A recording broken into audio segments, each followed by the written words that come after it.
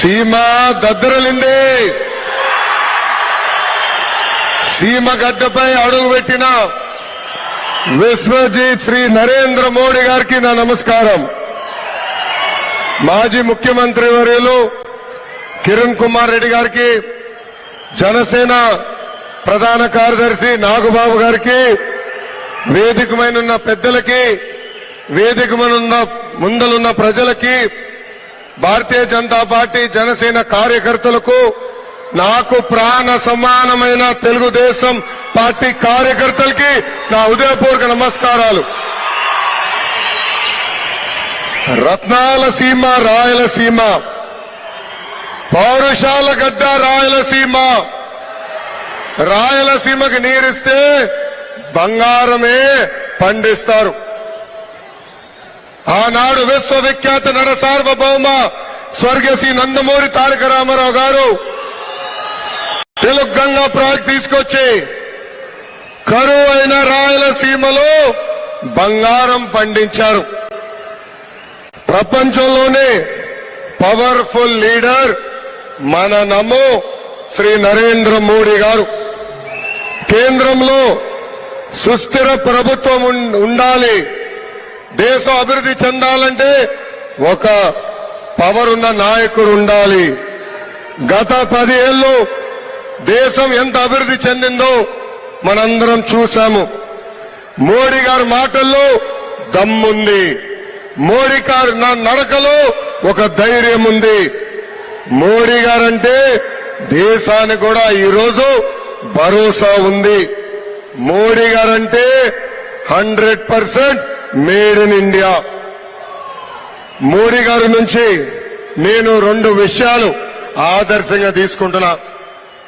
మొదటిది, కన్న తల్లి హీరాబేన్ గారిని గౌరవిస్తాం. రెండోది, భారతదేశం అంటే భక్తి.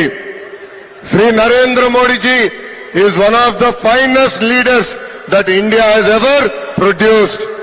He knows how to create wealth at the bottom of the pyramid and pull people out of poverty. సంక్షేమ అభివృద్ధి 2 బ్యాలెన్స్ చేసి భారతీయులు తలెత్తుకుని నిలబడేలాగా చేసిన వ్యక్తి శ్రీ నరేంద్ర మోడీ గారు. వచ్చే 10 ఏళ్లు మోడీ గారి నాయకత్వంలో భారతదేశం ఒక సూపర్ పవర్ గా ఎమర్జ్ అవుతాం ఖాయం. ఒకప్పుడు మనందరం విదేశాలకు వెళ్తే మీరెక్కడి నుంచి అడిగినప్పుడు భారతీయులని చెప్పుకునే పరిస్థితి.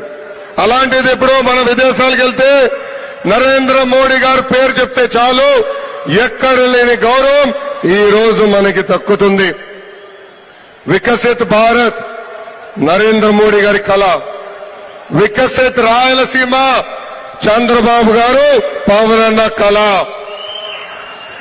2014లో రాష్ట్ర విభజన జరిగింది. కట్టుబట్టలతో మన బయటికి గెంటేశారు. ఆనాడు చంద్రబాబు నాయుడు గారికి ఉన్న అనుభవంతో రాష్ట్రాన్ని అభివృద్ధి, సంక్షేమం 2 చేస్తాం జరిగింది. 2014 నుంచి 2019 మధ్యన రాయలసీమని కూడా అభివృద్ధి బాటలో ఆనాడు మనం పెట్టాం.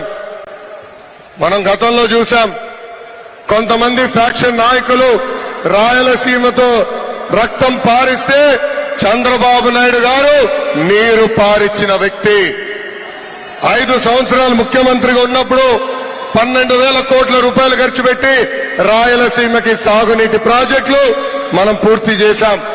ప్రతి ఇంటికి కుళాయి ద్వారా సురక్షితమైన తాగునీరు అందించడానికి ఆనాడు ప్రాజెక్టు కూడా ప్రారంభించాం.